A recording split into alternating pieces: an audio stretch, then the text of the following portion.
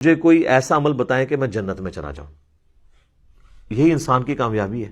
پیغمبر سے سب سے بڑی چیز یہی مانگنی چاہیے, ٹھیک ہے, اور اس کے بعد جنت میں ان کا پڑوس مانگ لینا چاہیے. اللہ تعالی ہم سب کو نصیب فرمائے, آمین. تو نبی صلی اللہ علیہ وآلہ وسلم نے فرمایا کہ 5 وقت کی نماز کو قائم رکھو. یعنی پہلے آپ نے فرمایا کہ اس میں الفاظ ہیں, آپ نے فرمایا کہ اللہ کی عبادت کرو, اس کے ساتھ کسی کو شریک نہ ٹھہراؤ, تم جنت میں چلے جاؤ گے. 5 وقت کی فرض نماز کو قائم رکھو, فرض زکوٰۃ ادا کرو, اور رمضان کے فرض روزے رکھو. اس وقت تک حج فرض نہیں ہوا تھا, اس لیے آپ نے 4 چیزوں کا ذکر کیا, ورنہ وہ 5ویں چیز بھی ہے. سب کے ساتھ آپ نے فرض فرض کے لفظ بولے. تو وہ وہاں سے مڑا اور جاتے ہوئے اس نے کہا کہ نہ میں اس میں کوئی کمی کروں گا نہ زیادتی کروں گا. تو نبی علیہ السلام فرمایا اگر کسی نے کوئی جنتی شخص دیکھنا ہے تو اسے دیکھ لو.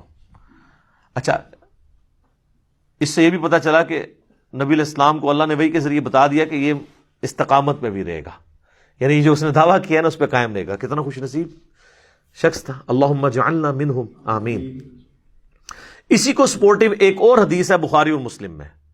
اس میں کہ ایک نجد کا ایک دیہاتی پرانگدہ حالت میں بال بکھرے ہوئے حضور کے پاس آیا اور نبی علیہ السلام سے کہنے لگا مجھے اسلام کے بارے میں بتائیں. تو صحابہ کہتے ہیں ہم تھوڑا قریب ہوئے تو ہمیں پتہ چلا وہ اسلام کے بارے میں پوچھ رہا ہے.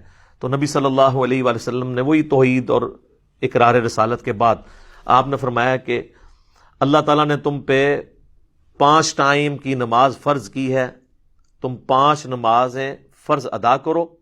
تو اس نے پوچھا کہ صرف فرض؟ تو آپ نے پھر آگے سے فرمایا کہ ہاں اگر نفلی نماز تم پڑھنا چاہتے ہو تو وہ تمہاری اپنی مرضی ہے, اس میں اضافہ کر لو. اور یہ یاد رکھیے گا سنت موقدہ غیر موقدہ یہ ساری ٹرمز فقہا کی ہیں. احادیث میں 2 ہی ٹرمز ہیں, فرض اور نفل. اور نفل کا مطلب ہی ہے انفال, مال غنیمت, اضافی مال. کیونکہ جنگ کرنے کا مقصد مال ہتھیانا نہیں ہوتا, اللہ کے لیے لڑنا ہوتا ہے, یہ تو اضافی ایک بونس مل جاتا ہے. نفل کہتے ہیں اضافی کو. پھر نبی علیہ السلام فرمایا کہ فرض روزے رکھو, ہاں مگر اگر تم نفلی رکھنے چاہو تو تمہاری مرضی. تو اس نے کہا یا رسول اللہ جتنا آپ نے مجھے بتایا نہ اس میں میں کمی کروں گا اور نہ زیادتی کروں گا, یعنی میں نے اس سے زیادہ بھی کوئی نہیں کرنا جتنا آپ نے بتایا فرض, کم ہی میں نہیں کروں گا. اور وہاں سے جب مڑا نا نبی علیہ السلام فرمایا اگر یہ اپنی بات پر قائم رہا تو یہ کامیاب ہو گیا. تو کامیابی کے لیے یہی کچھ چاہیے. ہاں میں نہیں کہتا آپ نوافل نہ پڑھیں, ضرور پڑھیں, فضیلت ہے. بخاری اور مسلم دونوں میں حدیث ہے نبی علیہ السلام 12 سنت موقدہ ہمیشہ پڑھتے تھے. 4 ظہر سے پہلے, 2 ظہر کے بعد, 2 مغرب کے بعد, 2 عشاء کے بعد, 2 فجر سے پہلے. اور صحیح مسلم میں تو ڈیٹیلڈ اوپر تلے احادیث ہیں کہ نبی علیہ السلام نے فرمایا کہ جو فرض کے علاوہ 12 رکھتے پڑھ لے اللہ تعالیٰ جنت میں اس کے لیے محل بنائے گا. یہ نہیں کہا کہ جو نہیں پڑھے گا تو وہ جنت میں ہی نہیں جائے گا, بس یہ اضافی ہے, مال بنائے گا. کہیں ایک فضائل اور بھی اعمال کے اوپر ہے. تو اب اس کو کمپلسری بنانا یہ تو ظلم ہے. ہاں آپ وتر ہیں وہ بھی نفلی ہے, مسند امام احمد میں ہے, سنن دارمی میں مولا علی کا قول موجود ہے, ابو داؤد ترمذی میں بھی ہے, وہ سند کمزور ہے. دارمی اور مسند احمد کی سند متصل ہے. مولا علی کہتے ہیں کہ وتر سنت ہے, سنت ہے, سنت ہے, مگر اسے مت چھوڑو. یعنی وہ کہہ رہے ہیں کہ یہ نفلی نماز ہے لیکن چھوڑو نہ, پڑھ لو, افضل ہے. وہ آپ 3 بھی پڑھ سکتے ہیں, 5 بھی, 11 تک, 13 تک ہیں, 1 بھی پڑھ سکتے ہیں. البتہ صحیح بخاری میں موجود ہے محمد بن ابی بکر کا بیٹا ہے قاسم, وہ کہتے ہیں کہ میں نے صحابہ کو 3 رکعت وتر پہ پایا, البتہ 1 میں حرج نہیں ہے.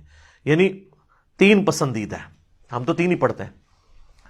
اور پھر بھی نہ سمجھ آئے تو سب سے بڑے صحابی 10 مبشرہ میں سے, بڑے صحابہ میں سے, سابقون الاولون میں سے سیدنا سعد ابن ابی وقاص جو فاتح ایران ہیں, ان کے بارے میں گولڈن چیل سے الموطا امام مالک میں موجود ہے کہ وہ تو عشاء کی نماز کی 5 رکعتیں پڑھتے تھے, 4 فرض اور 1 وتر. آپ نے تو 17 رکعتیں بتائی ہوئی ہیں عشاء کی. سعد ابن ابی وقاص ان سے زیادہ تو کوئی دیندار نہیں تھا نا. تو آپ یہ کہیں گے کہ نعوذ باللہ وہ جو کہتے ہیں یہ جی وہ 6 لوگوں پہ اللہ کی لعنت ہے, اس میں سے جو سنت بھی چھوڑ دے, تو آپ سعد ابن ابی وقاص پہ یہ ترمذی کی حدیث فٹ کریں گے؟ آپ خود لعنتی ہو جائیں گے. وہ مسئلہ اور ہے, وہ سنت کو حقیر سمجھ کے نفرت کے ساتھ چھوڑنے والے کے لیے ہے. اور بھی اور چیزیں ہیں, وہ میرا یوٹیوب پہ کلپ ہے بڑا ڈیٹیل, سنت چھوڑنے والے پر لعنت, وہ دیکھ لیں, میں نے 14 طبق آپ کے روشن کیے ہیں. تو سعد ابن ابی وقاص تو 2 سنت موقدہ بھی نہیں پڑھتے تھے اور وطر بھی 1, اور اس میں الفاظ ہیں ہمیشہ کے ہیں, ان کی یہ روٹین تھی. نیچے ویسے امام مالک نے لکھا ہے کہ لیکن میرے نزدیک 3 وطر پڑھنے چاہیے, لیکن انہوں نے بھی سعد ابن ابی وقاص پہ یہ اعتراض نہیں کیا کہ سنت موقدہ چھوڑ رہے ہیں, وطروں کی تعداد پہ انہوں نے اعتراض کیا ہے. تو خیر وہ امام مالک کا ذاتی اجتہاد ہے, وہ اس میں سعد ابن ابی وقاص کے مقابلے میں تو نہیں مانا جائے گا.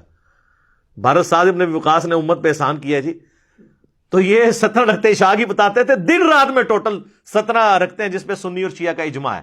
2 فجر کی, 4 ظہر, 4 عصر, 3 مغرب, 4 عشاء, بس یہ 17 پوچھی جائیں گی. باقی تو سر کوئی پوچھ نہیں آپ سے.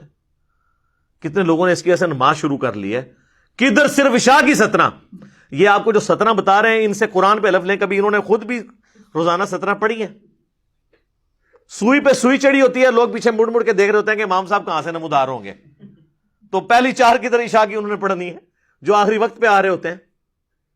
اور ہم نے اگلی سہولت دی ہے کہ جو بچوں والی عورتیں ہیں, یہ میں نے نہیں سہولت دی, نبی الاسلام نے سہولت دی ہے.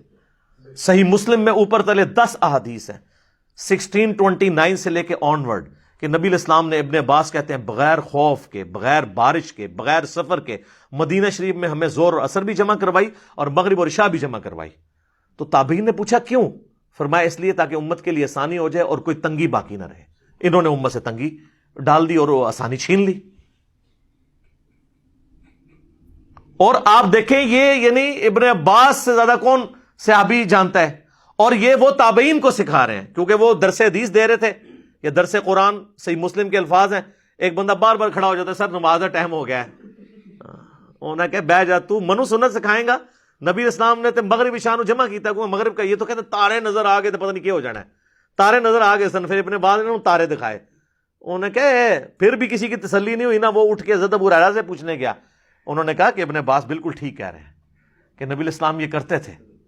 تو یہ منسوخ والا بھی کوئی معاملہ نہیں ہے, یہ امت سے انہوں نے آسانی چھین لی اور اس کی وجہ سے امت تکلیف میں پڑ گئی. جمع تقدیم بھی درست ہے, یعنی زور کے ساتھ اثر پڑھنا. جمع تاخیر یعنی اثر کے ساتھ زور پڑھنا, اور سینٹر میں جمع سوری اسے کہتے ہیں, وہ بھی درست ہے. اور جمع سوری پہ تو اجماع ہے کہ آخری وقت میں آپ زور پڑھ لیں اور اول وقت میں اثر پڑھ لیں. یعنی اگر آج کل 2:50 پہ تقریباً وقت شروع ہو رہا ہے اثر کا, تو آپ 2:40 پہ زور پڑھ لیں اور 2:50 پہ جا کے اثر پڑھ لیں اسی وضو سے. اس پہ تو حنفی بھی قائل ہیں کہ جمع سوری جائز ہے. ویسے تو آسانی ہے, 12 بجے کے قریب وقت شروع ہو رہا ہے نا زور کا, غروب آفتاب ہو رہا ہے 5 بجے, 12 سے 5 تک آپ جس وقت مرضی چاہیں جمع کر سکتے ہیں. اور اس طریقے سے غروب آفتاب ہو رہا ہے 5 سے لے کے فجر کا وقت تقریباً داخل ہو رہا ہے 5:05 پہ, اس وقت تک آپ کسی وقت مغرب اور عشاء جمع کر سکتے ہیں فجر کا وقت داخل ہونے سے پہلے. یہ تو اللہ نے آسانی دی ہے. یوٹیوب پہ میرا ڈیٹیل کلپ بھی موجود ہے نمازوں کو جمع کرنا, اس کی وجہ سے لوگوں نے نمازیں شروع کر دی ہیں. تو آپ لوگوں کو پہلے اس پہ لگائیں, پھر آہستہ آہستہ لوگ آئیں گے. ہم نہیں کہتے ہیں سنت, میں پوری کوشش کرتا ہوں سنت کا اہتمام کروں, ہمارے بھائی بھی کرتے ہیں, کیونکہ وہ حدیث ہے ابو داؤد کے اندر کہ قیامت والے دن جس کے فرائض میں کوئی کمی نکلے گی تو اللہ تعالیٰ فرمائے گا میرے بندے کی نفلی باتیں دیکھو, اگر موجود ہیں تو ان کو فرضوں کی جگہ تول لو. تو آٹومیٹکلی یہ جو آپ سے قضائے عمریاں پڑھواتے رہتے ہیں پرانے سالوں کی, جی آج تک جتنی بھی قضا ہوئی وہ چھوڑیں, توبہ کیے بس آپ سے شروع کریں, آٹومیٹکلی آپ کی وہ توبہ سے معافی ہو جائے گی. اور ویسے بھی جو آپ سنتیں ساتھ پڑھیں گے اس کے ایکویلنٹ تول لی جائیں گی, کوئی ٹینشن لینے کی ضرورت نہیں ہے. آٹومیٹکلی آپ کی قضائے عمری روزانہ بنتی جا رہی ہے. تو یہ آپ امت کو مشکل میں نہ ڈالیں, احادیث کا بھی تھوڑا مطالعہ کر لیں, بابوں سے نکلیں, کتابوں کے دین پہ آئیں, تو آپ کو پتہ چلے گا کہ کتابوں کا دین اور ہے.